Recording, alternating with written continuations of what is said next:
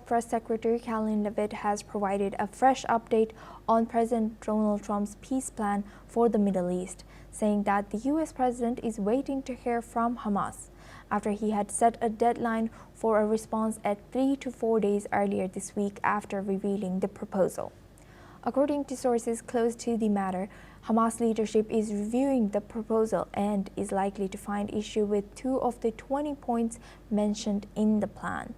The plan specifies an immediate ceasefire in exchange of all hostages held by Hamas for Palestinian prisoners held by Israel, a staged Israeli withdrawal from Gaza, the disarmament of Hamas, and the introduction of a transitional government led by an international body.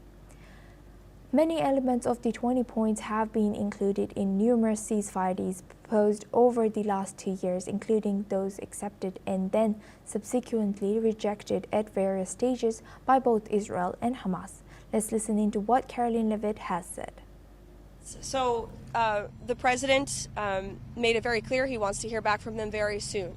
I will leave it to the president or the Secretary of State to speak on that. But we expect and we hope that Hamas will accept the plan that was proposed by Special Envoy Witkoff. It's a good plan, and as you know, it's been applauded by leaders all over the world. Now for this discussion, we're joined by Yossi Cooper-Wasser. He's an Israeli intelligence and security expert, joins us live from Tel Aviv. Thank you very much, Yossi, for joining us again. Yossi, thank you. Yossi, what do we know so far about this 20 points that's included in this proposal? And given the speculations around 2 of them, which Hamas might not agree with, which are they, if we know?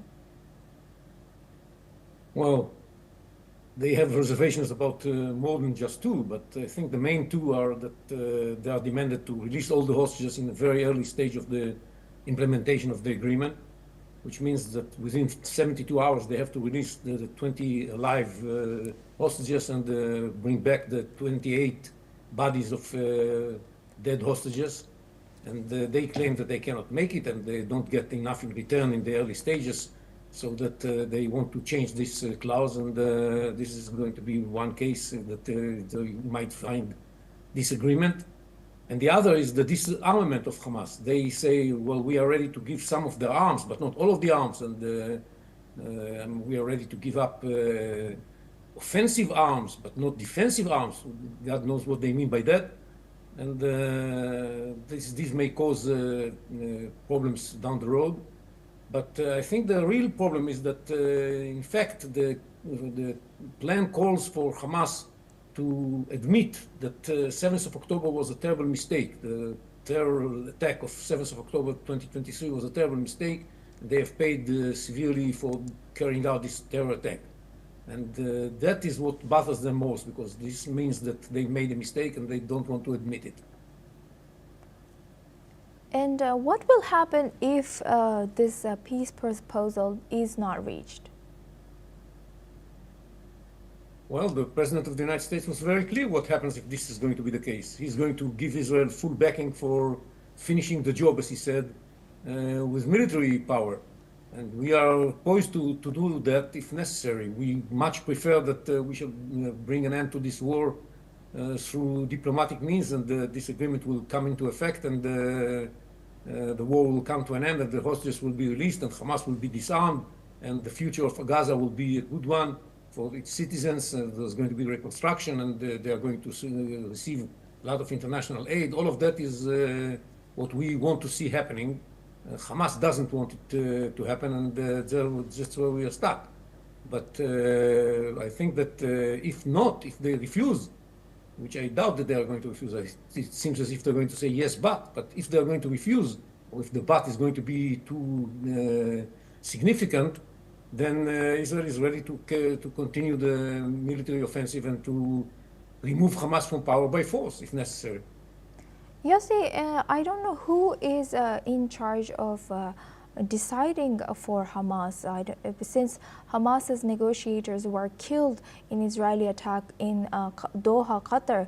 So why did Israel kill those people? What happened? First of all, we did not kill them. We attempted to kill them. It's not clear whether we killed them or not.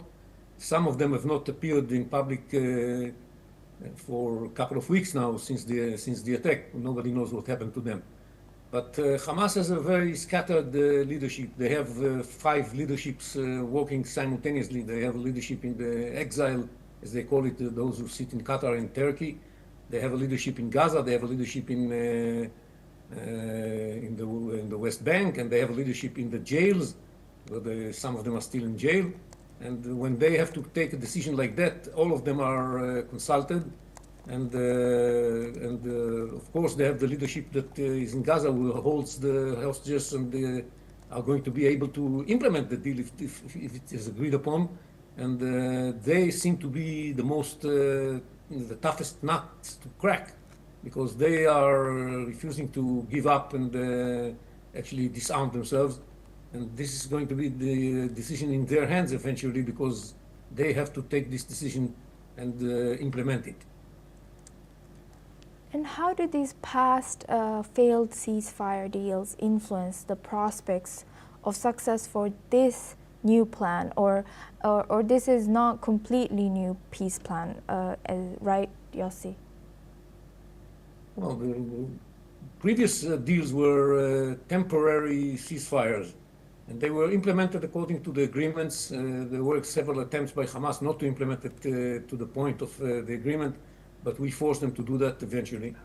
They did all kinds of games of showing off their control of Gaza when they released the hostages and things like that. Of course, you all remember that. But eventually they did what they were supposed to do. This time it's a different story. This time it's not it's called a ceasefire, but it's actually a peace plan. And that calls for, at its first clause, it's about the de-radicalization of Gaza, and which means de-Hamasization of Gaza. And of course, Hamas is very concerned about that. They want to stay in power, and they don't want to lose control of Gaza, and they don't want to lose control of the narrative of the Gazans and the minds of the Gazans. Not only the physical control, but also the control of the minds of the people of Gaza. This is what they don't want to give up. So this time it's a different story, and it's called the peace plan because it means that this is going to be the end of Gaza being the launching pad for terror attacks against Israel. That's what we are trying to achieve, what the entire world is trying to achieve. We have the support not only of the United States in that, but also of the Arab states and Muslim states around the globe. As you know, Pakistan even is somewhere, some way involved in that, and other countries like Turkey are also taking part in that, and so it's and Indonesia. So it's a world effort, including an Islamic and Arab effort, to convince Hamas to bring about a new dawn for Gaza. It is not going to be governed by organizations that want to wipe Israel off the map, but will be governed by people who want to see the Palestinians living side by side in peace with Israel. And this is going to be something that Hamas cannot accept, because Hamas wants Israel to disappear. Not only Hamas, also the Palestinian Authority want Israel to disappear eventually. Although they differ about the timetables, but both of them want Israel to disappear. So neither of them is going to rule Gaza unless the Palestinian Authority goes through a very serious reform and change its narrative, which is not to be expected in the foreseeable future. And Yossi, now speaking for the future, who is to govern and how? And is there someone in particular that we know of that is maybe in the plan to govern? Well, the plan is very clear about who needs to be in position of governing, but it's not clear about where they're coming from, where they're going to come from, because there is going to be a very gradual withdrawal of Israel from Gaza that is going to be depending on the fact that we shall find somebody to replace us and to replace Hamas. And at the beginning, it was there's going to be an effort to find Palestinian technocrats that are not politically affiliated and that can rule over Gaza for the foreseeable future, with the support of an international body made of countries from the Middle East that support the deal, and from international bodies, and all of them are going to be overseen by a new structure called the Board of Peace, that's going to be headed by President Trump himself. And this is going to be the structure that's going to rule Gaza, but this is going to happen gradually because it's going to take time to prepare it. So in the meanwhile, Israel is going to be in charge of the areas it controls. And today, Israel controls most of Gaza. But we don't want to control Gaza, so we are going to help in building this alternative that is going to be based mainly on Palestinian technocrats that are not politically affiliated and can operate the civilian life of the Gazans in a better way and start moving towards de-radicalization. And Yossi, did you hear anything about Tony Blair, who's a suggested figure to lead the new plan of post ceasefire? Yes, Tony Blair actually initiated this idea and built the structures that were adopted in the plan. And he's probably going to have a role in the Board of Peace that I mentioned before, that is going to be headed by the President of the United States, but one of his members probably is going to be Tony Blair. And he's going to be also involved in the body that is going to govern Gaza and temporarily until there is some sort of a permanent replacement for Israel's presence. He's definitely going to have a role in what's going to happen in Gaza in the future, if Hamas accepts. Right. With that, I would like to thank our guest, Yossi.